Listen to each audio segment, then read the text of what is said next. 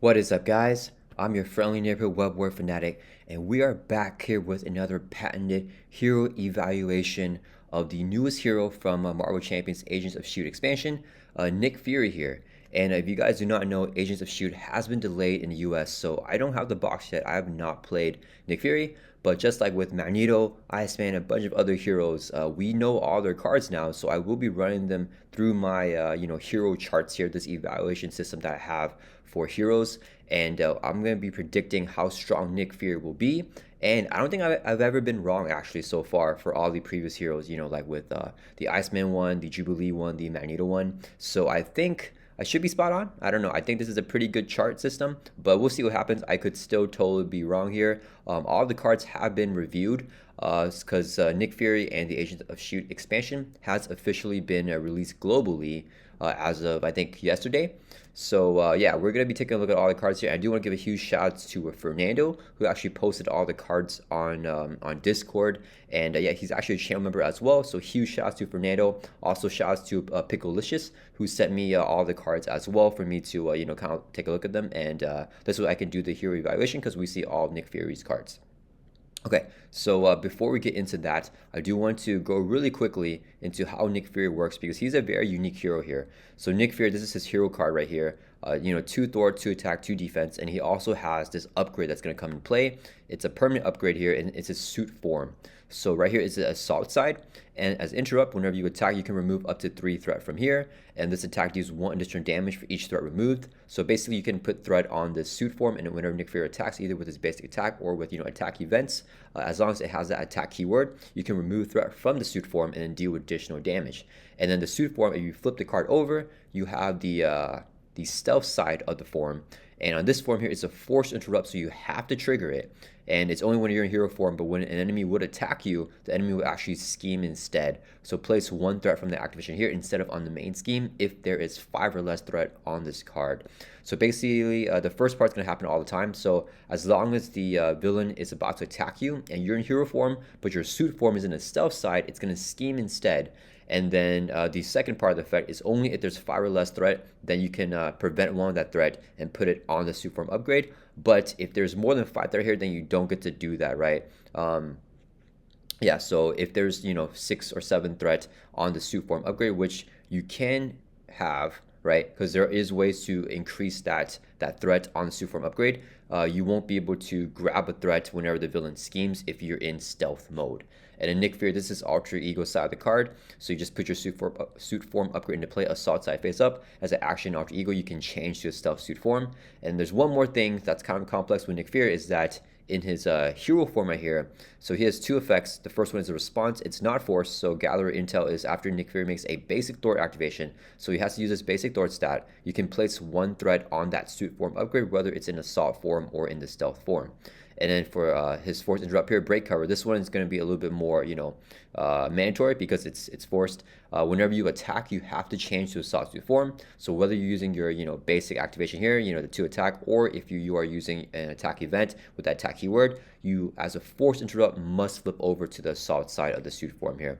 So it's going to be easier to be in assault form because all you have to do is attack, and then you mandatorily have to flip over to that assault side. And then to get into your stealth side here, you'll have to either use this alter ego action in alter ego or play another card that can flip Nick Fury's suit form over to that stealth side. So yeah, that's kind of how Nick Fury works in case you guys do not know. So that's kind of like a quick rundown there. And let's go back to the chart here and do his evaluation. Okay, so if you guys do not know, the 5 major categories that I evaluate every single hero is their thwarting, attacking, survivability, economy, and versatility. These are the 5 things that I think are the most important things whenever you're looking at a hero, at least the way that I play heroes in Marvel Champions. So for the thwart stat here, each one of these major categories has 3 subcategories that I think are the most important. So for thwarting here, it's going to be the stat line, the control, and the cards. So let's take a look at each one individually here. So Nick Fury gets a check mark for all 3 of them. So he's 3 out of 3 for his overall thwarting ability. I think he does have very good thwarting in his kit. The stat line means this thwart stat right here of 2. So let's go back over to his card. So I think that having a thwart stat of at least 2 in Marvel Champions is really important. The thwart stat of the 3, basic stats is the most important one. If you have a thwart stat of 1, I would not give a hero, that check mark for his category. But having that basic thwart, printed on your hero card, allowing you to thwart for 2 on turn 1 without drawing any cards is very important for clearing off initial threat off the main scheme or clearing off side schemes that start off in play. So that's really big. So Nick Fury definitely gets a check mark for that with this nice thwart stat up 2 here. Then the control cards here. So this one, I think is a little bit iffy for Nick Fury. So control for me means, is there a way for the hero to mitigate threat or prevent the villain from scheming? And what this usually means is, does the hero have a way to flip down safely and relieve pressure from taking a lot of attack damage, right? So Nick Fury is kind of weird. He actually doesn't have any confuse in his kit, and he doesn't have a way to control threat when he flips down, right? He has no way to do that. But he has so many ways to control threat if you're in the stealth suit form, right? So what I mean by that is, so if Nick Fury actually flips down to his alter ego side right here, he has no way to mitigate threat whenever he's in this form. But if he is in hero form, right, and then you are in your stealth suit form, then he has many ways to mitigate threat because he has a lot of threat mitigation, but they're all hero interrupts. So you have to be in the hero side of the card of Nick Fury to trigger those interrupts. And usually if you're in stealth suit form, the villain will be scheming against you anyways, right? Because as a forced interrupt, when an enemy would attack you, it schemes instead. So that's going to force all villains to scheme on you, even though you're in hero form technically, but you're in the stealth suit form, which is similar to like an alter ego thing, but you don't have the alter ego hand size of 6. So yeah, I'm still unsure if it's like a good or bad thing, but he definitely has mitigation here, right? So let's take a look at some of that. Let's see. So he has, where's his mitigation card? Right here. It is the eye patch camera. It's a 2-cost upgrade. As a hero interrupt, when any amount of threat will be placed on the main scheme, you can discard this eye patch camera and then place up to 3 of that threat on your suit form upgrade instead, right? So this card right here will allow you to, go through your suit form upgrade if you have like, you have more than 5 threat on the suit form upgrade. But it's in hero interrupt, so you can only use this card in hero form. So if you're an alter ego, you cannot prevent threat, right? It doesn't allow him to flip down safely, but it does allow you to mitigate pressure from the villain attacking you and punching Nick Fury in the face, right? So that's kind of why I am going to just give him the check mark for this.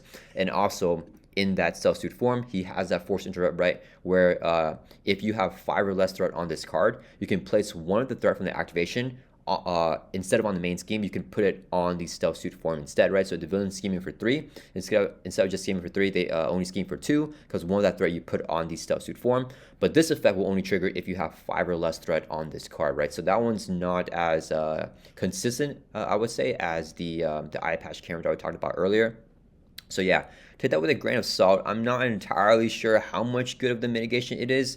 It's really good if you are in hero form and you're in that stealth suit form. So it's a little bit hard to tell, but I think that flipping down to alter ego is still going to be a little bit tough for Nick Fury here if he needs to recover that way, because he doesn't have any other way to confuse or do anything like that, at least in his kit.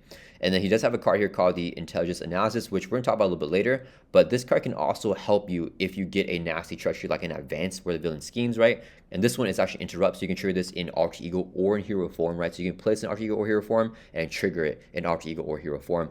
When you review a treachery, discard this card and remove 1 threat from your suit form upgrade, and it cancels the effects of that treachery and discard it. So that is kind of a safe way to know that the villain will not scheme against you twice, right? So like for example, when you flip down to alter ego, you know the villain's going to scheme once as their main activation, and then what really gets me most of the times and a lot of other players is that if they get an encounter card like a treachery that allows them to scheme again, so this can cancel the effects of that treachery and prevent that second scheme, which is in a way a good way to mitigate threat. Although I wouldn't classify this card as a mainly threat mitigation card. I'll classify it as an encounter card cancel, which we will talk about later. So yeah, overall I am going to give Nick Fury this checkmark here for control, but maybe an asterisk there because it's not necessarily helping him flip down to alter ego and getting the hand size of 6 and being able to access alter ego actions, but really just allowing him to mitigate punching pressure, like attacking pressure from the villain. So he will get a check mark there because the stealth suit form allows him to not take attacks.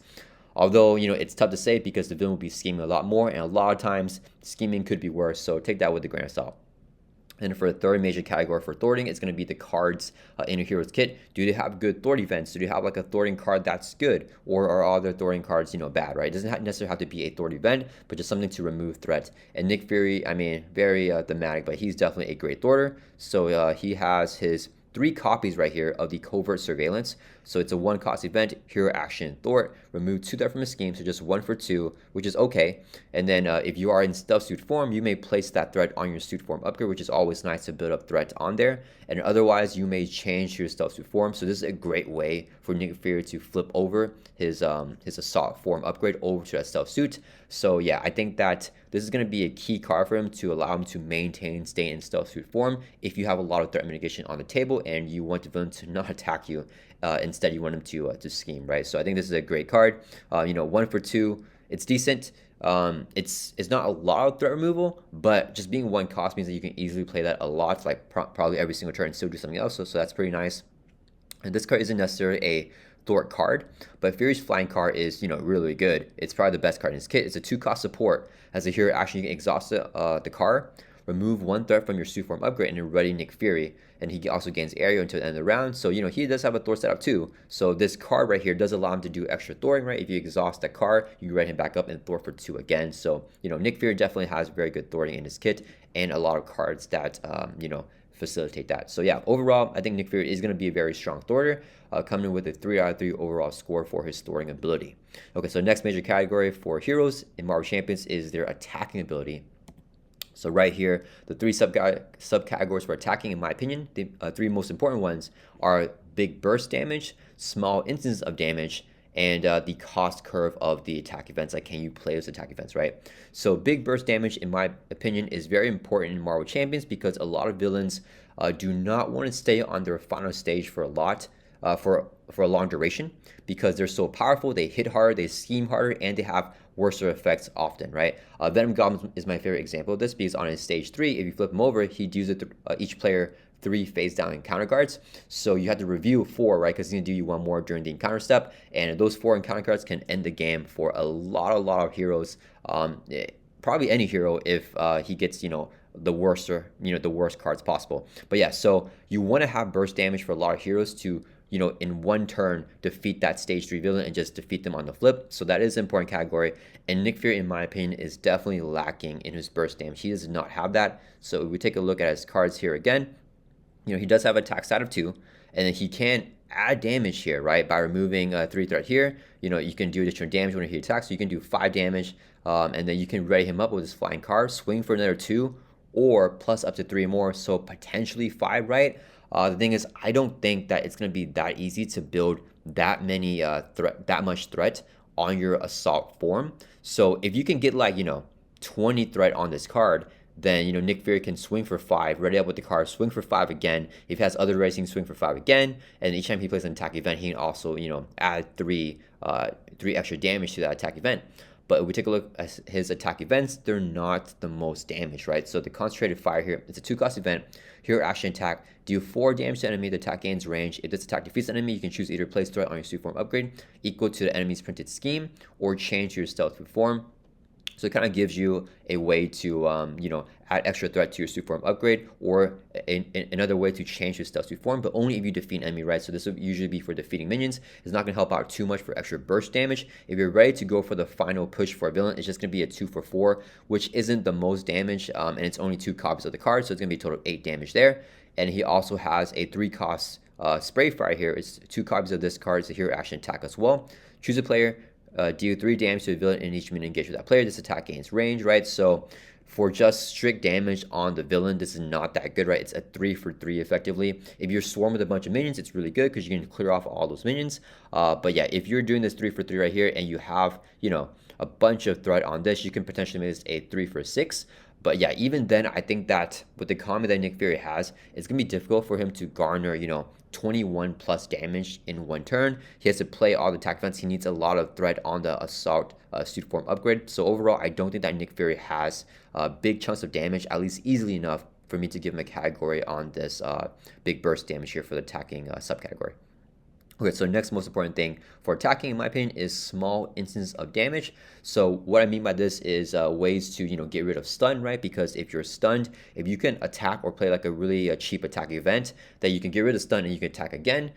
Some heroes that don't have small instances of damage, if you get stunned, they're kind of stifled the entire turn. If you get exhausted, is there a way for you to still do damage? And if the villains have tough, Can you knock out the tough and still attack them again? If a hero has piercing in their kit, I would attribute that to having small instances of damage, just because it does help with getting rid of toughs, right? So it's basically, do you have ways to deal with that? And I forgot to mention, for the big burst damage, you also want big burst damage in a kit to avoid retaliate, because a lot of the most difficult villains have retaliate. So if you hit them with a bunch of small instances, then you take a bunch of retaliate, and you might take, like, 5 damage in that final turn, which may take out your hero if your life isn't really, really high.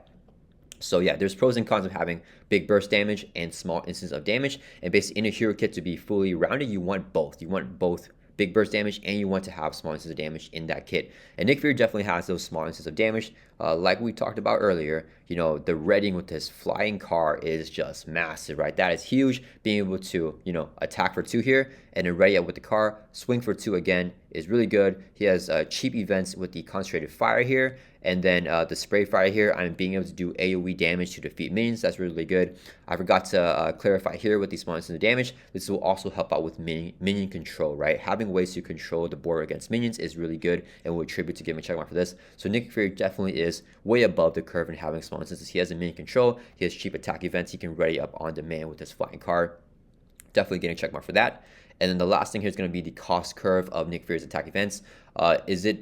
Is Nick Fury going to have an easy way to deal with minions, to deal with, just controlling the board and being able to do damage whenever he needs to do that? I think he definitely does. Although the cost curve of his attack events, in my opinion, isn't necessarily the best, right? 2 for 4 here, and then a 3 for 3 isn't the best, but the 3 for 3 can be AoE.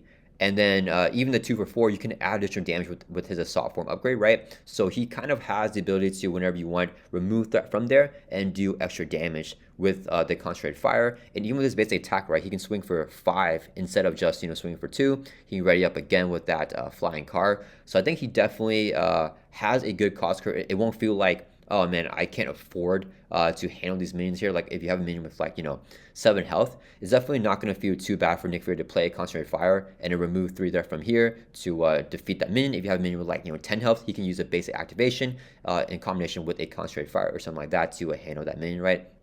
So I definitely think that he will have no problem paying for his attack events, or paying for his attack damage. Even though the attack events may not be the best, that combined with the assault suit form upgrade, I think it's going to be really good for Nick Fury.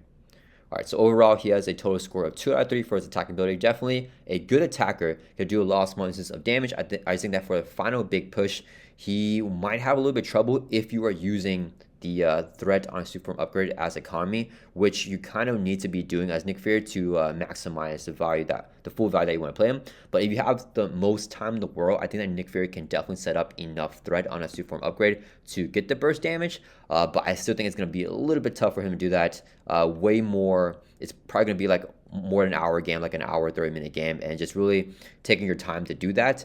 And I don't know if I can attribute that to burst damage if it takes that long to attribute it. Because any hero, if you spend enough time, can get set up long enough to do that. But I think that, yeah, it's going to take a lot of work to get that burst damage. So he's going to be missing that check mark here for that box for me.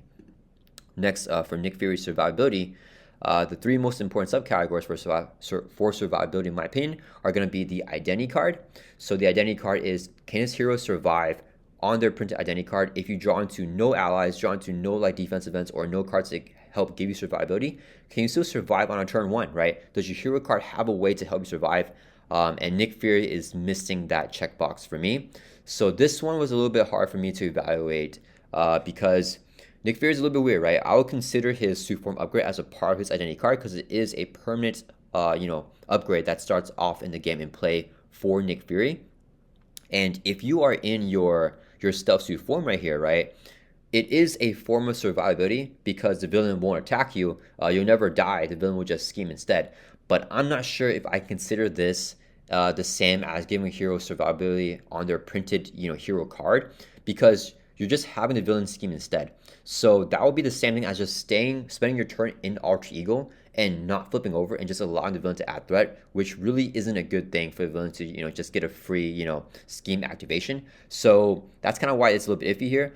There's a caveat because there are ways for Nick Fury, a lot of ways for him to prevent adding threat to the main scheme, with this effect right here, right? If there's less than 5 threat, he can prevent one of that threat and place it here instead. And then he also has cards to do that, right? But I think that there's just way too much down the line for that. And overall, in terms of allowing the villain to not attack you.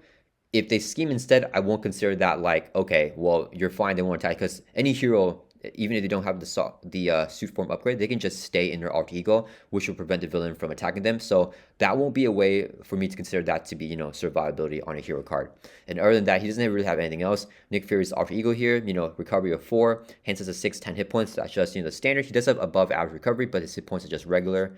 And then for his hero side, 2 defense, 10 hit points, just very standard. Nothing above the curve, nothing on here to really help him add to that survivability. So I'm not going to give him a check mark here for his identity card. The next subcategory for survivability is going to be the cards in Nick Fury's kit, and this could be anything, right? Does he have a way to, defense events? Does he have a way to increase his hit points? Does he have just, way to prevent damage and add to his survivability? And he definitely does. He has one of the best survivability cards in my opinion, better than defense events, and it is going to be where is it? Right here, the EM Shield. This card is really cool. So it's a 2-cost upgrade. It's a prep card, so you just play it, and it can just sit and play, and you can trigger whenever you want. So this card's really cool because it's interrupt, so you can use an alter ego in hero form. So if you would take any amount of damage from an attack, discard the EM Shield and prevent all that damage. That is crazy. That is a really good card. You can have it sit there, and you can see, the boost, your numbers on the villain's activation. And let's say it's like, something that's not lethal. You just take the damage and wait until the villain gets like a lethal attack on you before triggering the MS shield, or the EM shield, I mean. So yeah, just being able to wait and see at the very end what's going to happen. Huge, massive card. A really good card to allow Nick Fury to just, not die. Yeah, definitely a really good card for that. So he definitely gets a check mark here for cards helping him to, prevent dying. And obviously, all the stuff that flips him over to his stealth suit form. It's also other ways to, add to his survivability. It's tough. I did not give him a check mark here for that, for the identity card, but I think it's fair to, kind of attribute that halfway, at least consider that as cards that help him survive. So I will give him a check mark here for the cards for survivability. And then lastly, another important thing for heroes and Marvel champions for their survivability is going to be the healing, right? If the hero, somehow takes a bunch of damage, just because we got really bad luck and we're down to like, 1 health or 2 health, can this hero bounce back? Can they, heal up and survive and, flip back over to alter ego, heal our way up and then flip back over to hero form and just, get back into the game? And Nick Fury definitely can do that. So you guys have probably heard me say this before, but if a hero has an on-demand ready card like Fury's flying car, I consider that almost like a healing card. It pretty much is a healing card to me, right? Because if you start your turn, in alter ego and you recover by 4, then you're exhausted. You can flip up to your hero form here, right?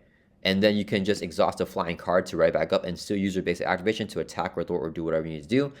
If you're starting to turn to hero form, you can still use that basic activation, right? Thwart, attack, whatever. And then you can exhaust a flying card, ready back up, and then flip down to alter ego and still recover by 4. And he does have above average recovery. So if it was just that alone, I would already give Nick Fury a check mark here for his healing ability. But he also has a safe house here, which is a 1-cost support. As an alter ego action, exhaust his card, and you can choose either heal 2 damage from Nick Fury, so just give him some extra healing, or place 1 threat on your suit form upgrade, right? So this is a great card to just, help Nick Fury do what he wants to do, adding more threat to a suit form upgrade, and also just heal damage from Nick Fury, right? So he definitely has ways to heal here, so I'm definitely going to give him that check mark here. So overall, for his survivability, I give Nick Fury a 2 out of 3 score. Next, we have the economy for Nick Fury. And this one, I'm not sure if this will actually reflect how Nick Fury plays, because his economy, it can be iffy. So basically the 3 subcategories that I think are the most important for economy is, do you have something on their identity card? Once again, if you're starting off the game in with no resource generators and nothing in hand, like no double resource or anything like that, can your hero still have a good first turn? Can they generate resources somewhere, either on their printed alter ego or on their hero card? And Nick Fury definitely does not have that right on his alter ego or hero card. We took a look at that already. He doesn't have a way to garner extra resources from that. He definitely needs to draw into stuff. And for cards, he only has 1 card here that is for economy, but it's a really good card. So let's take a look at his resource generator, which is where is it? Fury's Watch, right here. It's a 1-cost upgrade. It's an item tech. As a resource, you can exhaust Fury's Watch, so you can use an alter ego or in hero form, and remove up to 2 threat from your suit form upgrade, and then generate a mental resource for each threat that you remove this way. So ideally, when you get this card down, and that's kind of why I was talking about how his suit form upgrade may not be able to have that much threat on it. This is his only resource generator, so you kind of want to be using this every turn to, probably get a double, right? That's massive value to get a double resource every single turn. You guys know I love Pepper Potts, which is the Tony Stark's resource generator, because it can often generate double if it's the top card of your discard pile, like a double resource, because Pepper Potts can generate that. That's a side tangent. But anyways, for Fury's Watch, being able to generate a double here with a 1-cost upgrade is crazy, but it's not a resource generator that you can use all the time. There is a cost to it, which is to remove 2 threat from your suit form upgrade, right? So if you don't have an unlimited amount of threat on a suit form upgrade, or you're trying to balance your suit form upgrade, I think that it's not going to be the best resource generator. That being said, though, I think most of the time it is going to be a really good card, and most of the time this would be a big priority to remove threat from your suit form upgrade to spend for, right?